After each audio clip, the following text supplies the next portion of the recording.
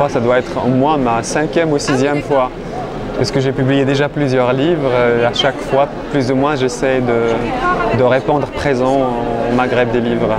Avec plus le temps passe, plus cet coup de soleil, le Maghreb des livres devient important. Et pour soutenir à la fois les écrivains qui sont d'origine des pays du Maghreb, mais en même temps pour avoir une place réelle pour ces écrivains qui vivent ici, en France. Donc c'est très important que des voix comme les nôtres puissent à la fois être entendues et bien entendues. Vous publiez Un pays pour mourir aux éditions du Seuil.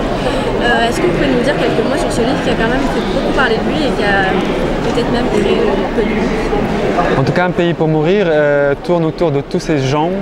Et je ne dis pas des personnages, pour moi c'est des gens qui vivent au cœur même de la France, au cœur de Paris, et qui sont en même temps invisibilisés, politiquement invisibilisés. Il s'agit d'une prostituée marocaine en fin de carrière, d'un transsexuel algérien et d'un militant politique iranien homosexuel. Et le livre leur donne la possibilité de parler, de dire leur colère, leur haine, leur ressentiment et essayer de s'en sortir de ce piège qui est tendu à eux, aussi bien ici en France que dans leur pays d'origine.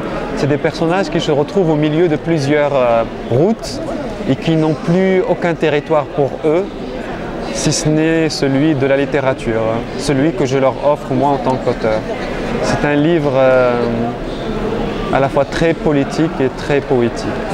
C'est une très grande perte, Assia Djebar, parce que c'est une femme qui a fait beaucoup de choses pour les femmes d'une manière générale et surtout les femmes d'origine maghrébine. Donc voilà, Assia Djebar va rester très longtemps dans les mémoires, ça j'en suis sûr. Merci beaucoup. C'est moi.